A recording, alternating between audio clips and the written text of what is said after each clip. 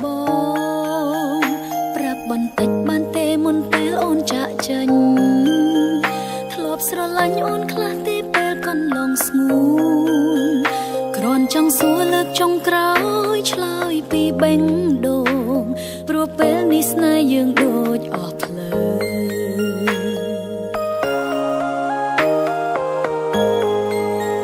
ធ្វើនេះខំធ្វើនោះខំមិនដែលត្រូវព្រោះចិត្តទៅលែងឃើញអូនល្អដូចមុន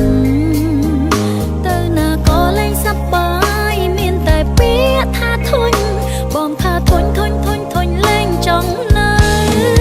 មួយម៉ាត់ណាក៏បាយពីរម៉ាត់ណាក៏បាយអូនលែងហ៊ានប្រកាយបងចង់បែកទៅបងនឹងលែងឃើញមុខអូនពីពេលនេះទៅម្នាក់នេះមិននៅរំខានបងទៀតឡើយមួយម៉ាត់ណាក៏បាយពីរម៉ាត់ណាក៏បាយអូនលែងហ៊ានប្រកាយចិត្តបងថ្លៃទៅហើយស្នេហ៍មួយនេះពិតជាហត់ណាស់ព្រះអើយតាំងចិត្តហើយមិនត្រឡប់ក្រោយវិញទេ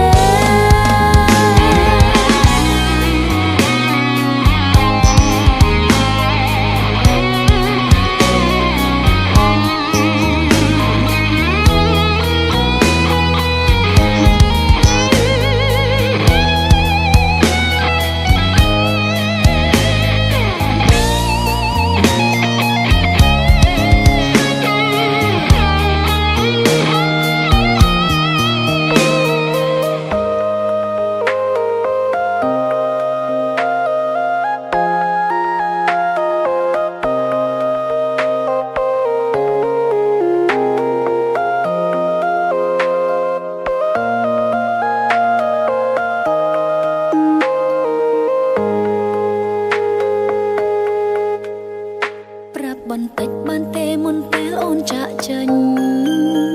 ធ្លាប់ស្រឡាញ់អូនខ្លះទេពេលកន្លងស្ងួនគ្រាន់ចង់សួរលើកចុងក្រោយឆ្លើយពីបេងដូងព្រោះពេលនេះស្នេហ៍យើងដូចអស់ផ្លូវ